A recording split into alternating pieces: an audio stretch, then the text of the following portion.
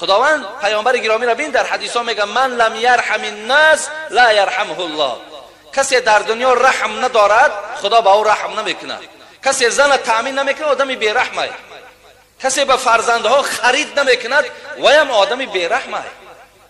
برای این آدم بیرحم کی شد خداوند با او رحم نمیکنه. شما جمله اونا نشین. شما تمام وجودتان تمام هستیتان در بالای زنهاتان حواله کنید. جانتان برای زنهاتان تیر. این اسلام ای دادر عزیز، این دینه که شما را تاکید میکند و عاشرهن بالمعروف. خدا میگه اینا شما با زنها زندگی خوب، زندگی نیک و همیشه نفقه ایشان باید که رسانید. شما ننگ داشته باشید، ناموس داشته باشید که وقتی زنی تو از خانه تو برای روا خانه شون نگوید آخه چیزی در خانه نیست خوردنی، نه لباسم تامینه نه شکمی سر داریم. مقصد دیگه وقتی از پشت تو شکایت میکند همین آدم ناموسدار مردنش بهتر است. در عرب ها یک مسئله، عرب ها را ببینید میگد مرد اگر در خانه میرد اون نامرده.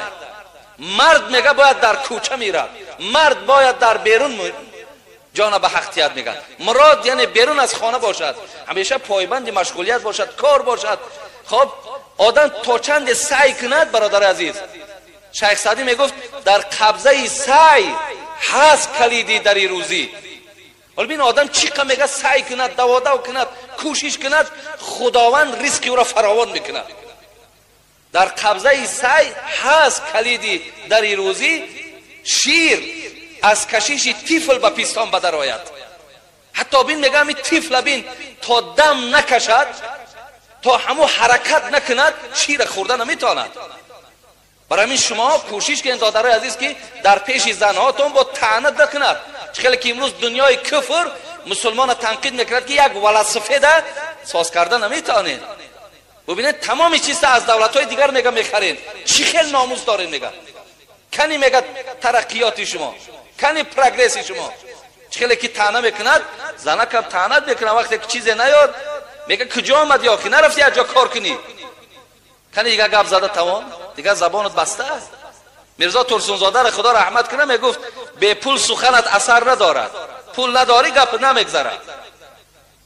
به پول سخنت اثر ندارد حالی که تو داری خر ندارد. همیشه و دیگه باش او دستکت کی پر باشد. سید کاکورا که مثال آوردی، خب زنه که فرمان هم داده میتونی یا سیاست هم کده میتونی، هیچی نداری و با همین اکت تو غضب سیاست کنی کدی هیچی نمیداند.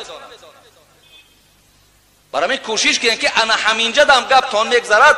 وقتی دستان پره کوشش میکنین خانه را تامین میکنین، انشاءالله شما چی هستین؟ انا بچه‌های گویم دیندار و بچه‌های با اقبال و بچه‌هایی که انشاءالله در پیشگاه خدا قدر و قیمت داره.